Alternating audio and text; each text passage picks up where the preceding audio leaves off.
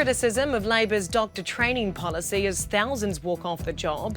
Food prices spike again, and thousands are dead in Libya's devastating floods.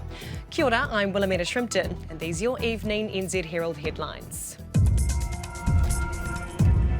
National says it's hard to believe Labor's pledge to boost doctor training.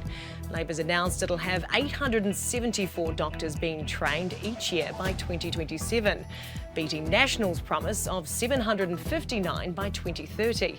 But Chris Luxon says National's planned third medical school is better. He's questioned why Labor hasn't already increased medical placements. It's just not credible or believable. 31 days out from election, they have a massive idea about how to actually grow the workforce in New Zealand for health when we've been under so much pressure and stress for 6 years.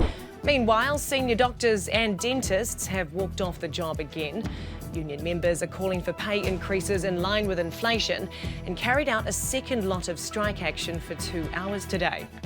Association of Salaried Medical Specialists Executive Director Sarah Dalton says they resumed mediated bargaining with Te Whatu Order after last week's action, but it was a tough conversation. We are striking to keep doctors in our health system. We need pay offers that are inflation-proof. That has not been offered yet.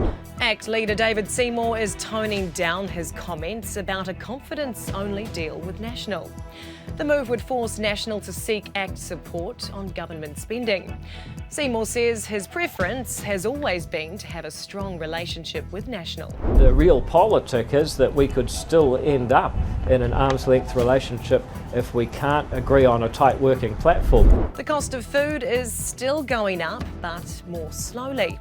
Stats NZ says in the year to August, prices rose 8.9%, particularly eggs, yoghurt and non-perishables like potato chips. That's down from the 12.5% lift in April and June, but historically high. To world news now, and more than 5,300 people are presumed dead after widespread flooding in Libya. 10,000 others are missing after 8 months' worth of rain fell in just one day, destroying 2 dams and causing a tsunami-like surge of water through the eastern part of the country.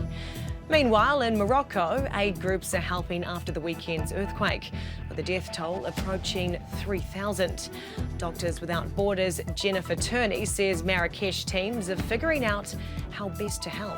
MSF has worked in earthquakes in Haiti, Pakistan, Syria, and so we're well equipped to respond, but it's never any less confronting. And those are the latest NZ Herald headlines. For more news worth knowing, head to nzherald.co.nz.